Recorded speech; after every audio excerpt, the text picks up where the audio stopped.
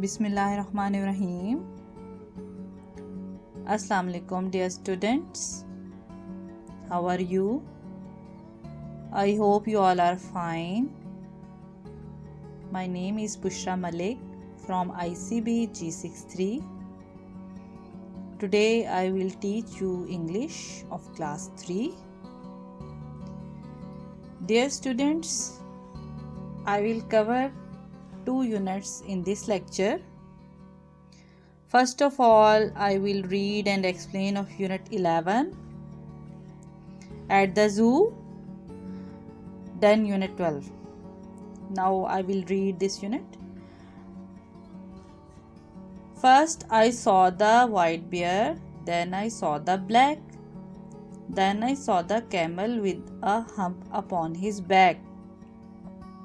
Then I saw the grey wolf with mutton in his maw. Then I saw the wombat paddle in the straw. Then I saw the elephant a waving of his trunk. Then I saw the monkeys. Mercy, how unpleasantly they smelled. Okay, dear students, as all of you know about zoo and you have visited there many times, the word zoo is from zoological garden.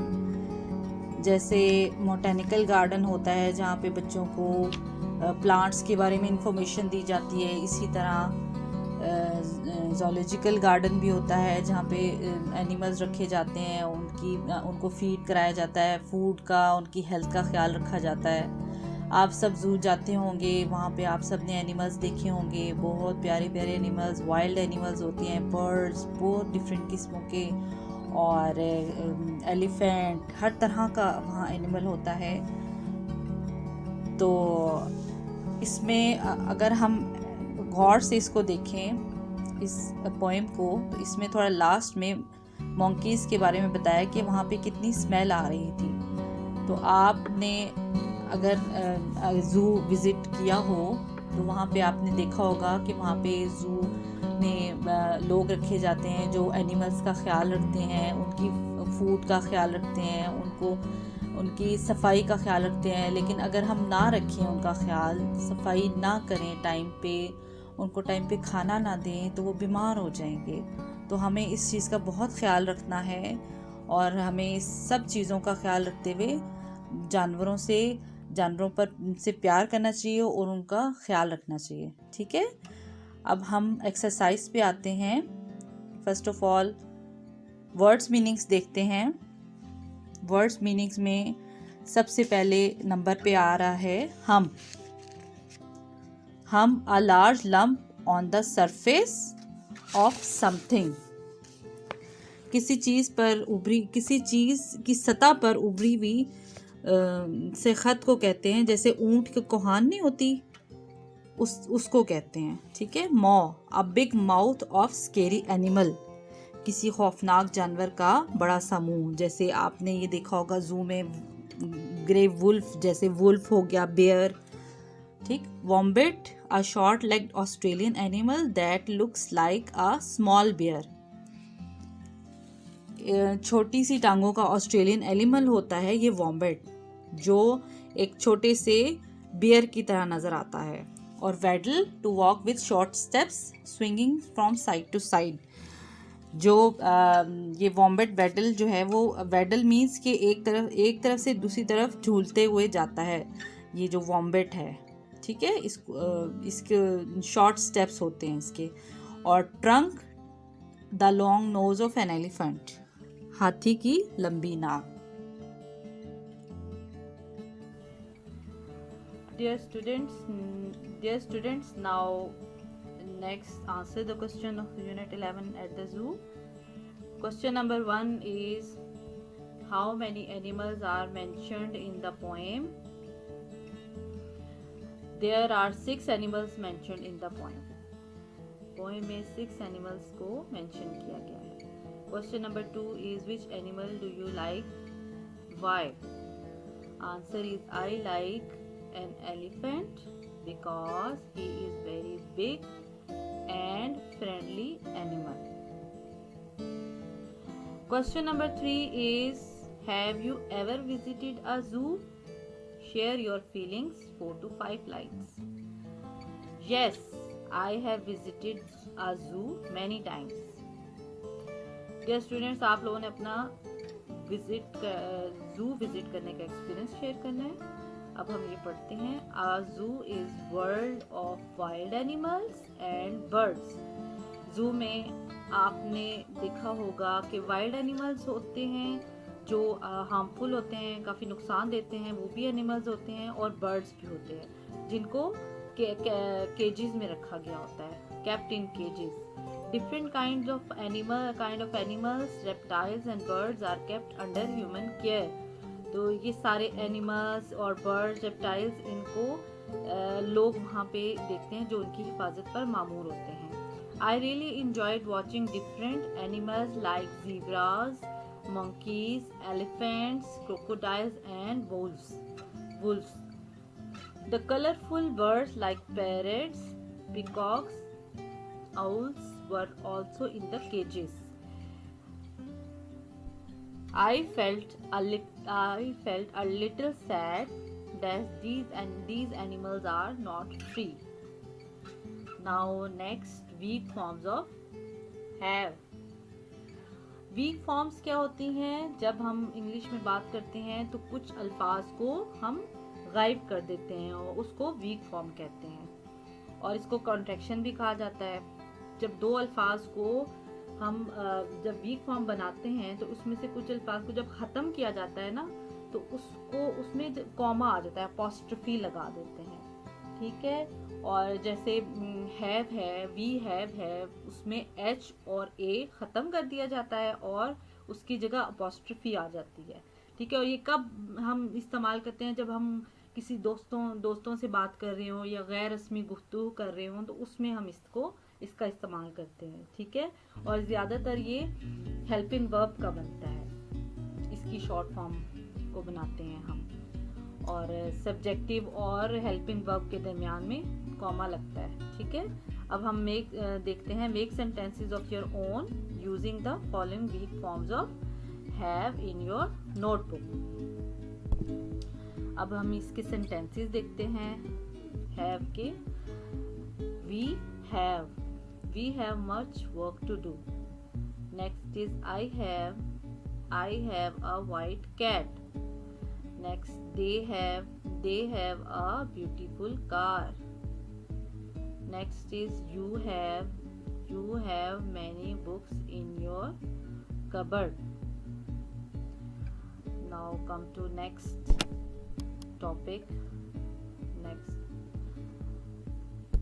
Okay, this unit write 4 sentences using the simple present tense.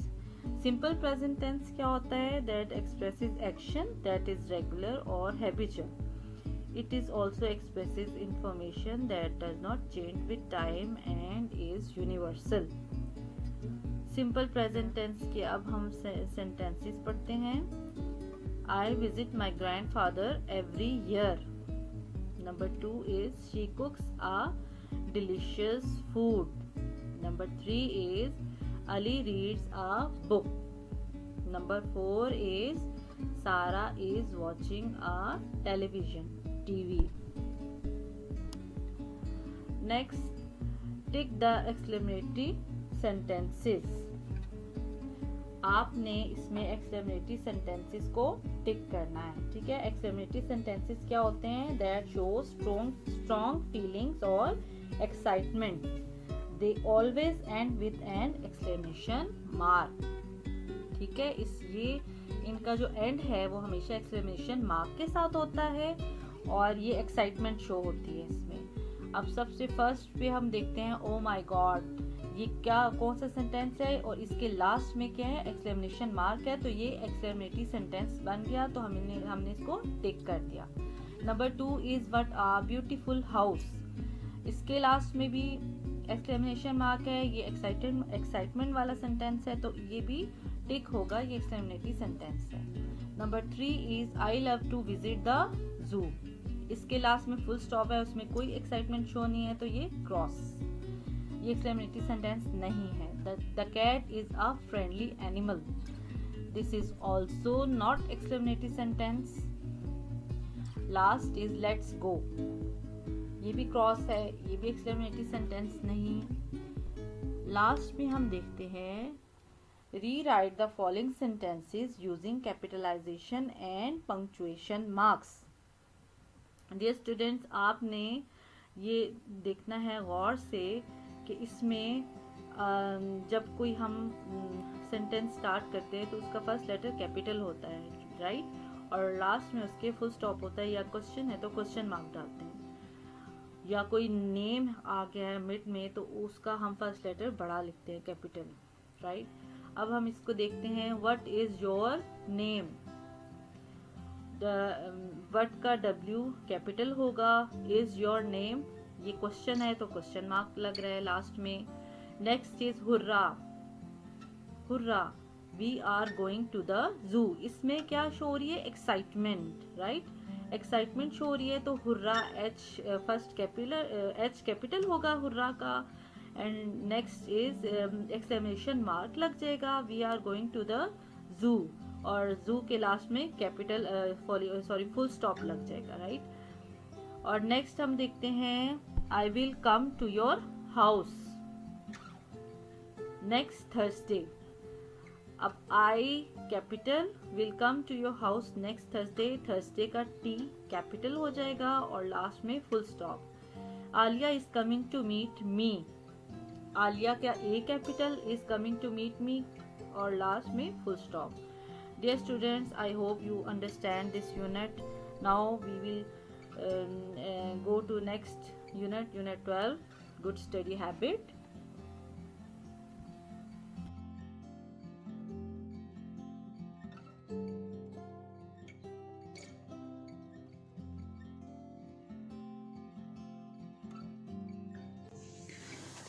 Now dear students, come to unit 12, good study habits. It's very interesting unit. I hope you will enjoy and learn from this unit. So first I will read this, then we will complete the exercise. Good study habits. Last week Miss Hina told us to make a poster about good study habits. My brother and I were making a poster. We found out that good study habits can help us to become better students. We can improve our reading and writing skills. All good students follow these habits. We should also adopt these habits. When the poster was completed, we displayed it in our classroom. Miss Hina asked us to share the importance of good study habits with our class fellows. Good study habits. Set your goals for study times. Make a timetable for studying. Make notes in your notebooks. Work on the topic you find most difficult first. Revise classwork over the weekend. Don't spend too much time watching TV. Get information from books, your teachers and parents. I tried to adopt all these study habits. Within a few days, I got good results. In my final term, I got first position in my class. I was really excited. My parents arranged a party for my friends and cousins to celebrate my success. So I wrote an invitation card to my cousin. March 31st, 2018. Dear Asif, how are you? I got first position in my final exams and want to celebrate this success with my friends and family. I am giving a party this Friday evening at my house. You are invited to join us. It will be a great fun.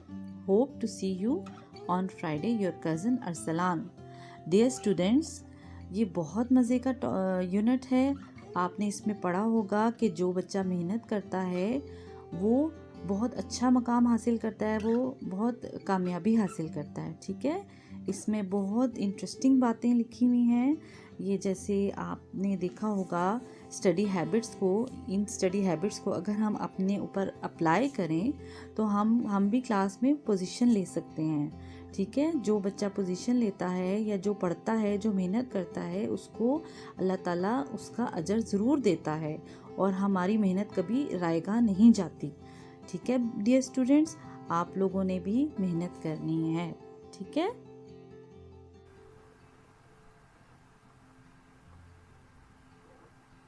Dear students, अब हम exercise करते हैं unit 12 good study habits की। First है read the words with their meanings. ये words meanings हैं जो अभी हम करेंगे। Number 1 is display, it's meaning is show, दिखाना। ठीक है, time table, a list showing the time you plan to do something. Number 3 is celebrate, to do something special, to show happiness. Number 4 is invite, make friendly request to someone to come to a party. Next, dear students, it's singular plural. Write the following singular plural nouns.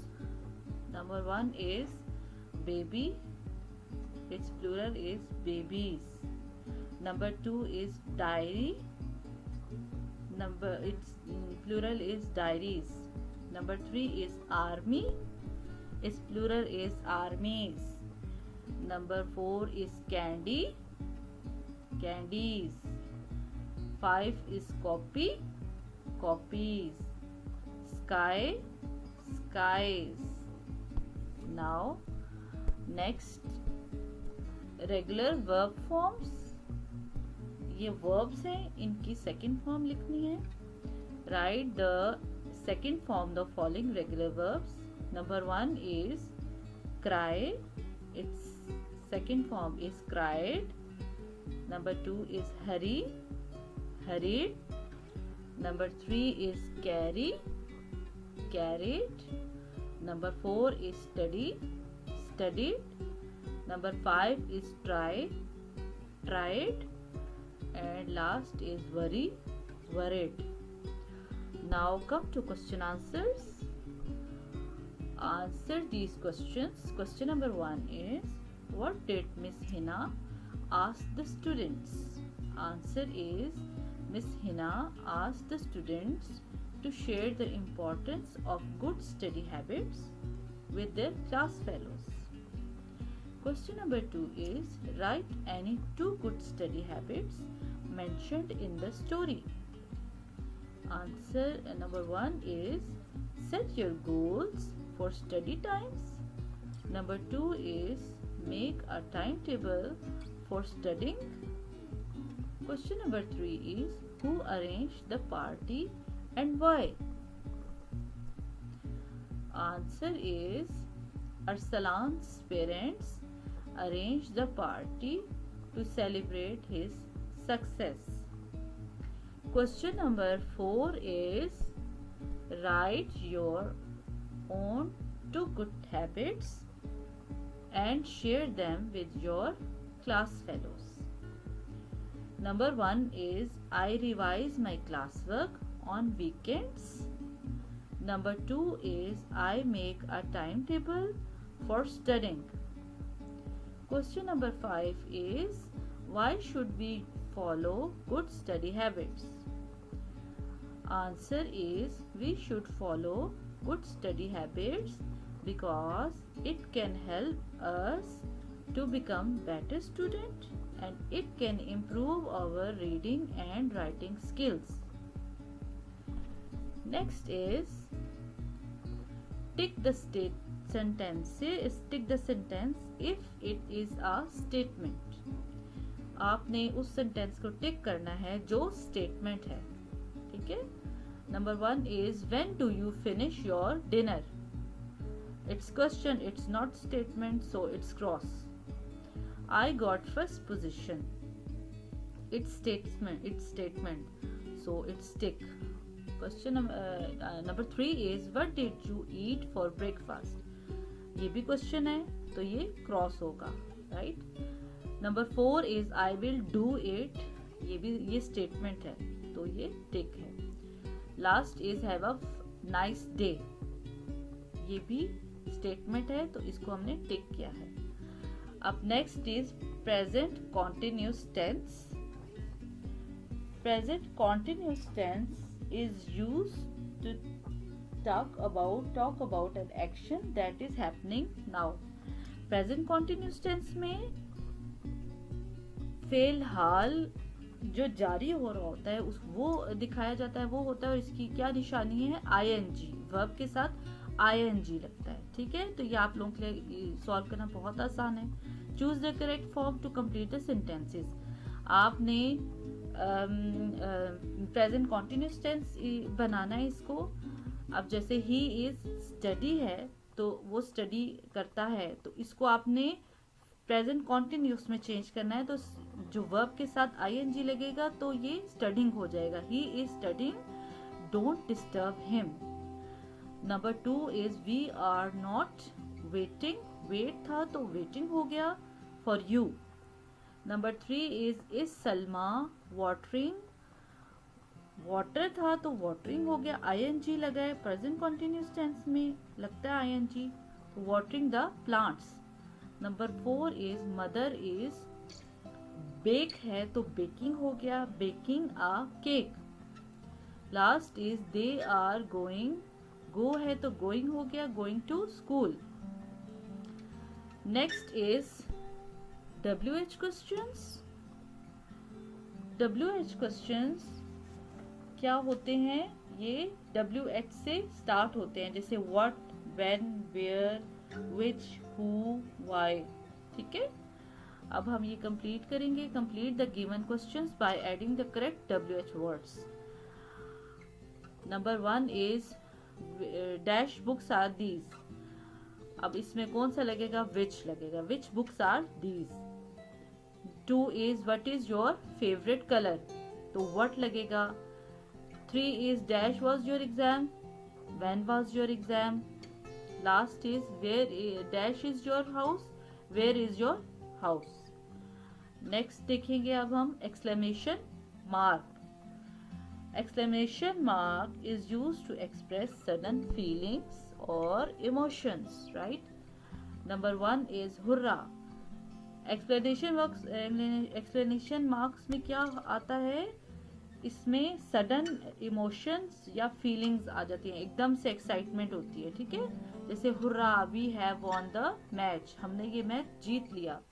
Second is alas, the cup is broken, ठीक है,